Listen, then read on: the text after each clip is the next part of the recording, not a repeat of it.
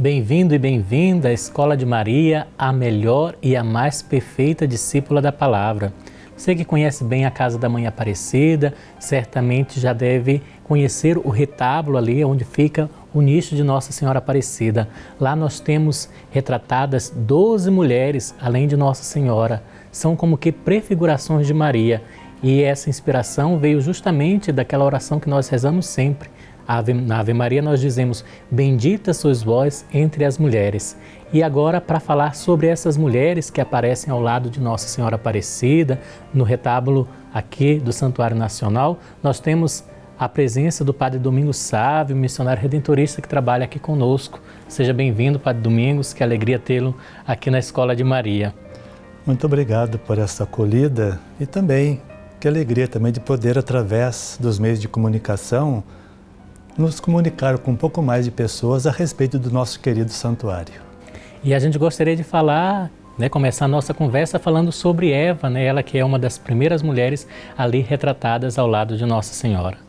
Então, Eva, a própria palavra Eva vem do verbo viver ou principalmente dar a vida. É interessante que, a certa altura, o homem vai dizer assim, que o nome dela será Eva, que por si poderíamos traduzir como vivente, porque ela será mãe dos viventes. Então, é a vivente mãe dos viventes.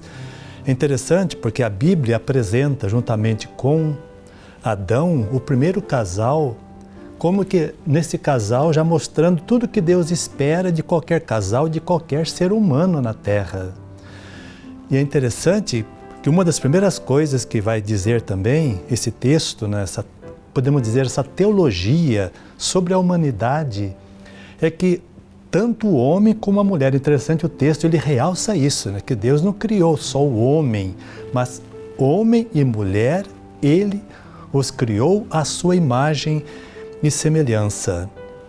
Pois outra coisa muito interessante também que nós podemos ver assim nesse contexto de Eva, é que a certa altura o homem vai dizer para a mulher, ela será chamada mulher, que no hebraico seria Ishá, porque ela foi tirada do homem.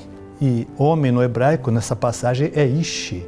Então até no hebraico nós temos Ishi, homem, Ishá, mulher, mostrando a identidade entre os dois, a igualdade profunda entre os dois. O que essa igualdade, ela é realçada muito mais ainda nesse contexto de começo da Escritura, quando se vai dizer que Deus viu que não era bom que o homem ficasse sozinho. Vou arranjar para ele uma auxiliar que lhe seja correspondente e que seja igual a ele.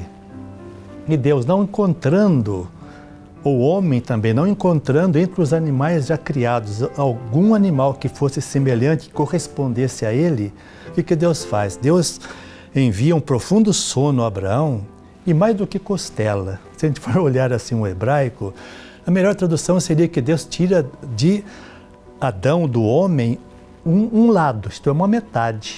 E dessa metade ele faz a mulher, mostrando aí mais uma vez que homem e mulher são absoluta igualdade. Duas metades são duas metades, não existe uma metade maior do que a outra se for metade.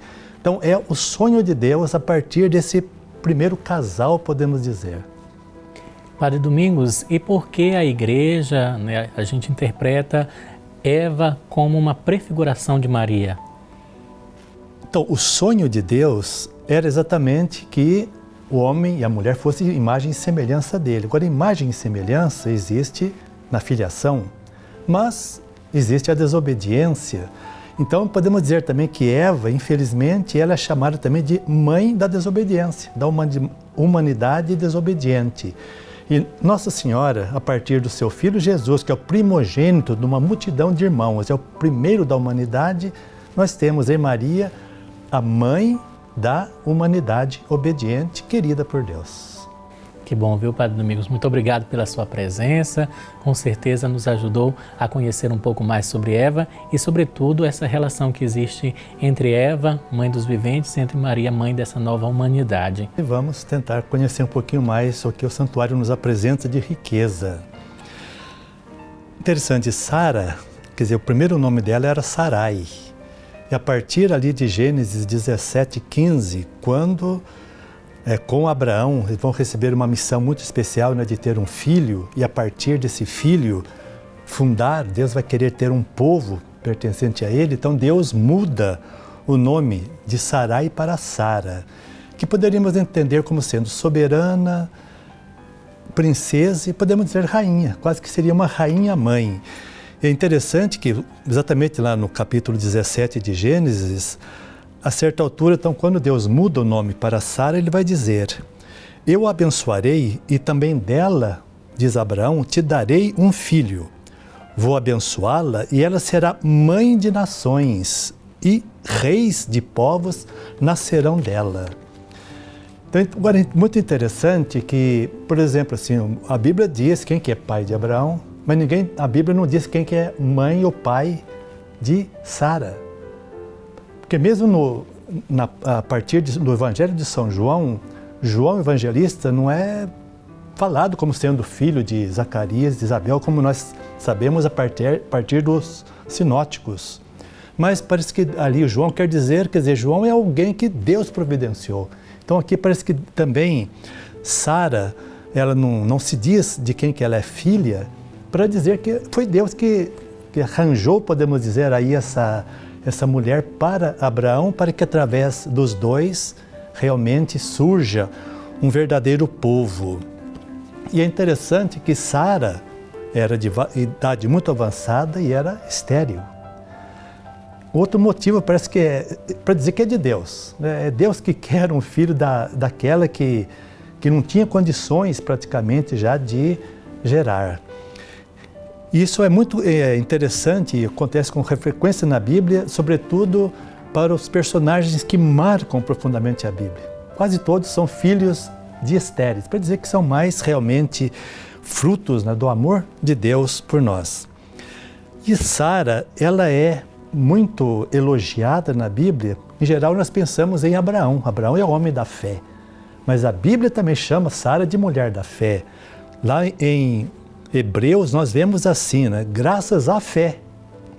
A própria Sara, apesar de sua idade avançada, recebeu a possibilidade de conceber porque acreditou na fidelidade daquele que cumpria a promessa. Então, ela também, podemos dizer, a partir de Hebreus ali, né?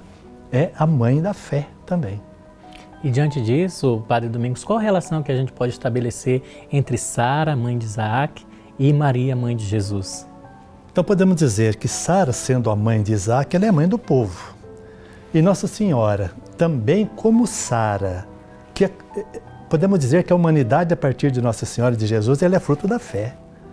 Para Nossa Senhora também, quer dizer, mas como que é possível eu assim, sem o concurso de um homem, de um esposo, como que eu vou ser mãe? Ela acreditou e veio Jesus, que é exatamente a nova humanidade prefigurada não, já acontecendo. Que maravilha! Então, que é exemplo de Sara e também é exemplo de Maria, nós possamos crescer cada vez mais em nossa vida de fé. E hoje gostaríamos que o senhor falasse um pouco sobre Rebeca. Então, Rebeca, ela é filha de Betuel, irmã de Labão, que logo vai aparecer na frente o Labão de novo, né? E Labão era parente de Abraão. E Abraão recebeu aquela ordem de Deus que ele saísse da terra dele para uma terra que Deus ia mostrar. E geralmente era assim, o pai ia até a família de uma noiva para o seu filho e lá negociava todo o casamento. Agora Abraão, porque ele não podia voltar à casa de Labão, porque foi de onde ele saiu.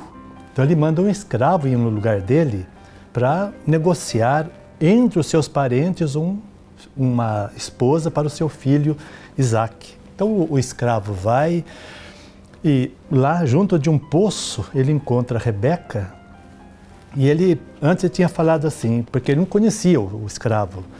Aquela mulher que me der água e der água para os meus camelos, porque ele é muito presente também para poder negociar o casamento, né?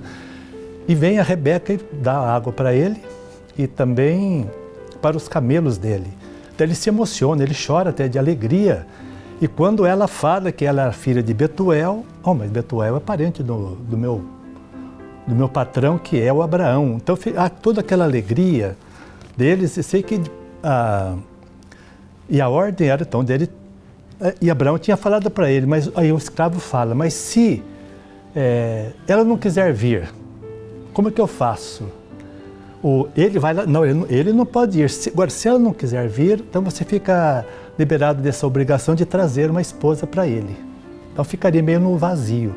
Mas Rebeca, logo que ela fica sabendo de toda aquela história, porque o escravo conta a história também de Isaac e de Abraão para ela, então ela fica muito emocionada e também ela aceita vir imediatamente, até sem festa de despedida, ela aceita vir para se casar com Isaac.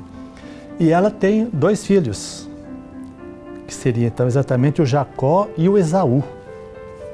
Agora, quando ela estava grávida ainda, a certa altura, então, ela diz que 2 nações estavam brigando dentro dela, antes de nascer, que era o Esaú e o Jacó. Então ela fala, mas se for assim, não vale a pena viver.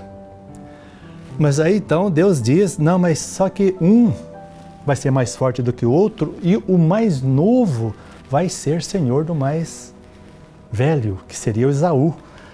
E no nascimento já começa a acontecer toda essa briga, né? Porque nasce o Esaú e o Jacó, e a palavra Jacó vem de calcanhar e suplantar, vencer, superar. E o Jacó já aparece agarrando o calcanhar de Esaú.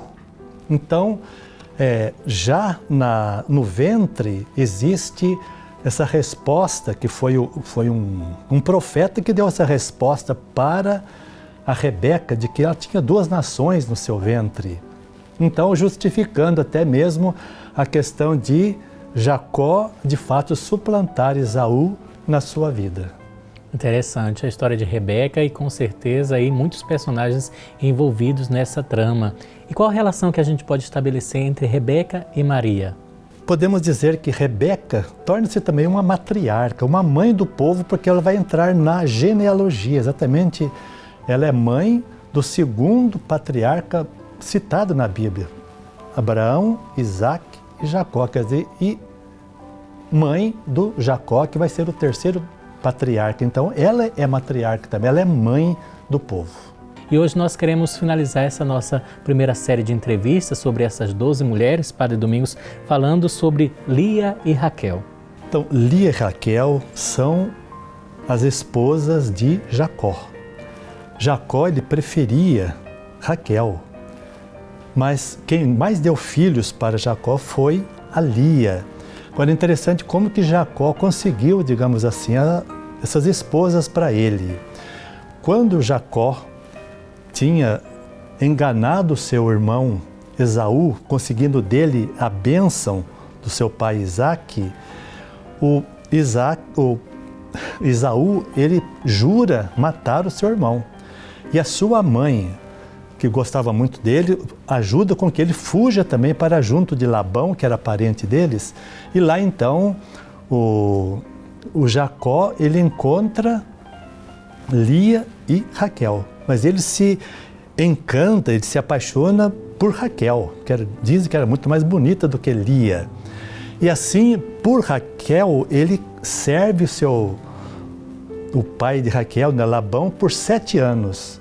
Agora, é tão bonito, né, que a certa altura, o texto fala, porque era pensamento do Jacó, que 7 anos para ele eram como poucos dias pelo amor que ele tinha por Raquel. Agora, na festa do casamento, houve muito vinho, e o pai, o Labão, o que ele faz? Ele faz com que Lia durma com o Jacó na primeira noite. E ele estava lá no vinho e não percebeu. Porque era um costume também que o pai não podia casar uma filha mais nova antes de casar a filha mais velha. Então o pai dá a primeira Lia para a esposa de Jacó. Então ele foi enganado na sua primeira noite de núpcia.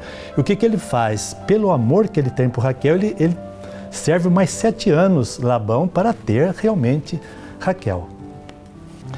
E Raquel, então, ela é mãe dos patriarcas, filhos de Jacó, principalmente de José, que tem toda a história na Bíblia também tão bonita. Então é filha de Raquel. Depois ela teve um segundo filho, que é o Benjamim. Benjamim foi o nome que o pai, o Jacó, deu para ele, porque Benjamim quer dizer filho da minha direita, isto é, meu filho preferido.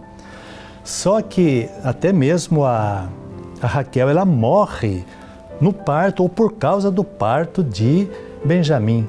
Então, ela deu o nome para o seu filho de Benoni, e Benoni quer dizer filho da minha dor. E assim, então, logo depois que nasce, né, o Benjamim para Jacó e Benoni para ela, ela falece. Então seria, digamos aí, a história dessas duas irmãs. Então, no caso, Raquel só dá para Jacó 2 filhos, né? José e Benjamim. O que Lia dá todos os demais 10 filhos, como também uma filha, Dina. E a gente gostaria que o senhor estabelecesse a relação que existe entre Lia e Raquel e a Virgem Maria.